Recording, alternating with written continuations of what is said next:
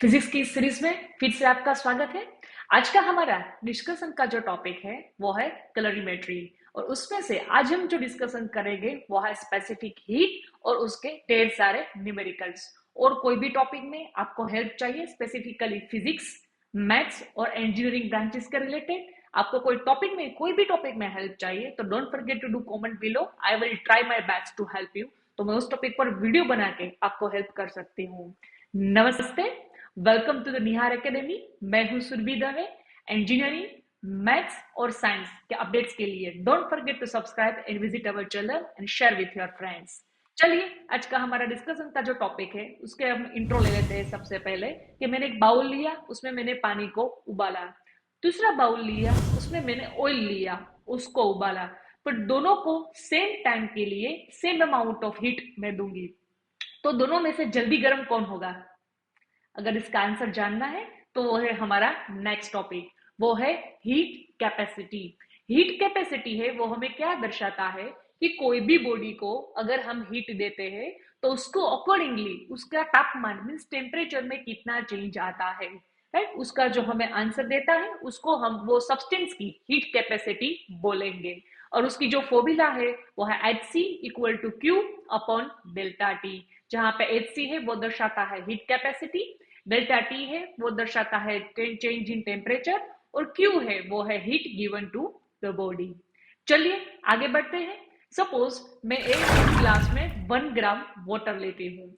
ये 1 gram water का temperature मुझे 1 डिग्री सेंटीग्रेड से बढ़ाना है। तो उसके लिए मुझे वाटर को कितनी हीट देने पड़ेगी? उसका आंसर है वो हमारा नेक्स्ट टॉपिक, और वो है स्पेसिफिक हीट कैपेसिटी।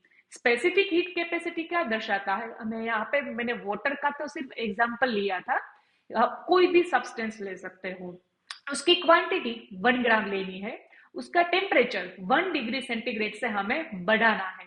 तो उसके लिए हमें जो हीट देनी पड़ेगी वो ऑब्जेक्ट और सब्सटेंस को, उसको हम बोलेंगे वो सब्सटेंस की specific heat capacity.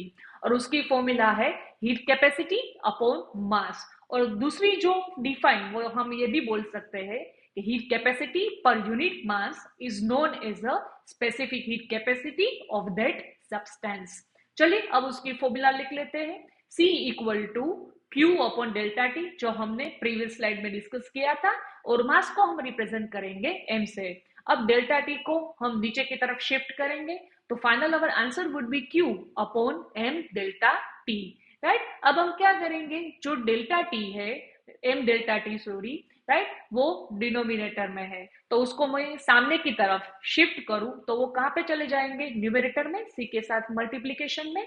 So our final answer would be C m delta T equal to Q। ये स्पेसिफिक हीट कैपेसिटी की फॉर्मूला है। चलिए आगे बढ़ते हैं। Specific heat capacity of the water हमें पता है 4.186 जूल पर ग्राम डिग्री सेल्सियस है, और डिग्री सेंटीग्रेड भी बोल सकते हैं, पर इसको मैं राउंड फिगर बोलूं तो 4.2 हम बोल सकते हैं, 4.2 जूल पर ग्राम डिग्री सेंटीग्रेड। अबे ये क्या दर्शाता है? सपोज मैंने एक बाउल में 1 ग्राम वाटर लिया, उसका टेम्परेचर मुझे 1 डिग्री सेंटीग्रेड से बढ़ाना है, तो उसके लिए मुझे वाटर को जो हीट देनी पड़ेगी उसको हम बोलेंगे 4.186 जूल, राइट। कि 1 ग्राम वाटर, उसका टेम्परेचर मैंने 1 डिग्री सेंटीग्रेड से बढ़ाया, तो उसके लिए मुझे वाटर को 4 पॉइंट राउंड फिगर बोलूं तो 2 जूल जितनी एनर्जी देनी पड़ेगी। चलिए अब एक मोस्ट इंपोर्टेंट क्वेश्चन जो हमारा डिस्कशन है उसके बारे में है कि सपोज एक बाउल में मैंने पानी लिया, और पानी की हीट कैपेसिटी अब आपको पता चल चुकी है, और दूसरी तरफ मैं एल्यूमिनियम का एक बार ले लेती हूँ, उसकी हीट कैपेसिटी है 0.9 जूल पर ग्राम डिग्री सेंटीग्रेड। पर ये दोनों में से जल्दी ठंडा और गर्म कौन होगा? सिंपल आंसर है उसका, हीट कैपेसिटी में से हमें पता चल जाता है कि सपोज वाटर की जो heat capacity mean specific heat capacity की वैल्यू ज्यादा है, इट मींस वाटर को हीट कैरी करने में देरी लगेगी, और सामने जो एल्यूमिनियम है उसकी जो हीट कैरिंग कैपेसिटी होगी वो हायर होगी। सो अल्टीमेटली हम बोल सकते हैं कंपेयर टू एल्यूमिनियम, पानी है वो हीट और कूल ठंडा और गर्म होने में थोड़ा ज्यादा टाइम लेगा, और एल्यूमिनियम है वो कंपेरेटिवली फास्टर होगा। क्यों? तो कि उसकी स्पेसिफिक हीट कैपेसिटी की वैल्यू कम है। इसलिए ये एग्जाम के लिए और शॉर्ट क्वेश्चन के लिए और एमसीक्यू के लिए one of the IMP comparison है।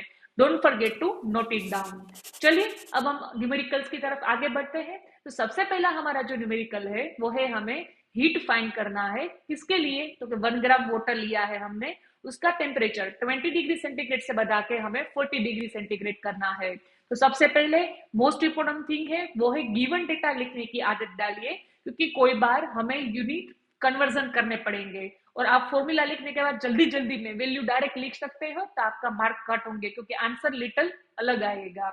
तो सबसे पहले हमें क्या करना है, गिवन डेटा लिखना है और गिवन डेटा में ही इन केस यूनिट चेंजेस करने हैं। ये सारे एग्जांपल पे मैंने लिए हैं जो अब नेक्स्ट आएंगे, राइट। तो गिवन डेटा में ही यूनिट कन्वर्जन कर लीजिए, बाद में डायरेक्ट फॉर्मूला में वैल्यू पुट कर देंगे तो आपके लिए जॉब इजी होगी और आपका आंसर एग्जैक्ट आएगा, राइट। तो चलिए सबसे पहले हम मास हमें गिवन डेटा में दिया है वो है 1 ग्राम, राइट। टेम्परेचर डेल्टा टी हमें लिखना है, इसमें हमें बिगर वैल्यू में से स्मॉलर वैल्यू माइनस करनी है, दैट्स इट। 40 माइनस 20, तो answer would B 20 degree centigrade. और सी हमें दिया है 4.2, अगर ना दिया हो तो भी वाटर मेंशन है तो वाटर का सी तो हमें याद रह देना चाहिए। चलिए अब फॉर्मूला में वैल्यू पुट कर देते हैं, हमें यहाँ पे हीट फाइंड करनी है, so Q equal to question mark. चलिए Q equal to M C delta D, C 4.2, M1 और टेम्परेचर है वो है 40 माइनस 2, तो answer 20, so answer would B 4.2 into 1 into 20, so finally our answer would B 84 joule. Joule है वो है heat का यूनिट। चलिए अगले आगे बढ़ते हैं। यहाँ पे हमें क्या करना है, आइस 2 ग्राम, बर्फ लिया है हमने 2 ग्राम और बर्फ का टेम्परेचर हमें बढ़ा रहा है, -10 सेंटीग्रेड से हमें उसको 0 डिग्री सेंटीग्रेड तक ले जाना है। तो हमें कितनी हीट एब्जॉर्ब करनी पड़ेगी, और यहाँ पे बर्फ के लिए हमें सी दे दिया है 2.1 जूल पर ग्राम डिग्री सेंटीग्रेड। तो चलिए सबसे पहले एज यूजुअल गिवन डेटा हम लिखेंगे, जिसमें से मास हमें दिया है 2 gram, right. Change in temperature 0 minus -10, सो minus minus plus, bigger value में से स्मॉलर वैल्यू माइनस करनी है, दैट्स इट। फिर हमें दिया है सी, तो वो मैंने लिख लिया, और Q equal to question mark. चलिए फॉर्मूला में वैल्यू एज यूजुअल पुट कर देते हैं, 2.1 into 2 into 0 minus -10 ultimately +10, so our answer would be 42 joule. चलिए अगले अगले न्यूमेरिकल की ओर बढ़ते हैं। यहाँ पे हमें क्या करना है, वाटर 4 ग्राम लेना है और उसको ठंडा करना है, उसका टेम्परेचर 60 डिग्री सेंटीग्रेड है, घटा के हमें 40 डिग्री सेंटीग्रेड तक लाना है, राइट। तो उसके लिए भी हमें कितनी हीट एब्जॉर्ब की ये फाइंड करना है। तो यहाँ पे भी कोई चेंजेस नहीं है। सबसे पहले गिवन डेटा लिस्ट आउट करो, मास 4 ग्राम दिया है हमें, change in temperature 60 minus 40 so ultimately 20, water का सी हमें पता है, राइट, और क्यू हमें फाइंड करना है। बस क्यू की यूजुअल फॉर्मूला, उसमें वैल्यू बस पुट कर देनी है, final answer would B 168 joule. चलिए अगले न्यूमेरिकल की ओर बढ़ते हैं। ये है एक वाटर हीटर है, राइट। वो हमें हीट 1 किलोवाट की देगा, हीट रेट उसका कितना है, 1 किलोवाट है, और 20 ग्राम वाटर लेना है, उसका टेम्परेचर 27 डिग्री से बढ़ाकर हमें 80 डिग्री सेंटीग्रेड करना है। तो उसके लिए हमें कितना टाइम लगेगा ये हमें फाइंड करना है। तो चलिए सबसे पहले एज यूजुअल गिवन डेटा लिखेंगे। यहाँ पे हमने दिया है 1 किलोवाट का हीटर, तो किलोवाट में से हमें वॉट में जाना पड़ेगा, तो उसके लिए हमें किलोवाट में से वॉट में जाना है तो मल्टीप्लाई करना पड़ेगा 10⁻3, so ultimately answer would B हमारा 1000 वॉट। फिर हमें दिया है वाटर का मास, तो वो हम लिख लेते हैं delta T, bigger minus smaller, और यहाँ पे हमें टाइम फाइंड करना है, so T equal to question mark. यहाँ पे एक नोट जो आपको याद रखनी है कि यहाँ पे हमें क्या मेंशन किया है कि हीटर का जो हीट रेट जो देने का है वो है 1000 वॉट। वॉट मीन्स जूल पर सेकंड। ये क्या दर्शाता है कि यहाँ पे हीटर हमें 1 सेकंड में 1000 जूल जितनी एनर्जी देता होगा। ये 1000 वॉट का मीनिंग है कि वॉट अल्टीमेटली जूल पर सेकंड, राइट। तो हमें 1 सेकंड में हीटर कितनी हीट देता होगा, 1000 जूल जितनी देता होगा, राइट। और यहाँ पे heat given to the by heater, right, heater जितनी हीट देगा उतनी वाटर एब्जॉर्ब करेगा, so heat given by heater equal to heat absorbed by water। तो हीटर कितनी हीट देगा, तो power into time, 1000 into T जितनी, राइट। और सामने हमें हमारी यूजुअल फॉर्मूला ही लिखनी है, नो चेंज, राइट। यहाँ पे हम सारी वैल्यू लिख लेंगे, सी की जगह उसकी, मास की, डेल्टा टी की। अब हमें टी फाइंड करना है, तो 1000 मल्टीप्लाई में है तो सामने जाएगा तो डिवीजन में, so our answer would be 4.45 second, right? Thank you for the watching, and don't forget to once again subscribe our channel, and don't forget to share with your friends.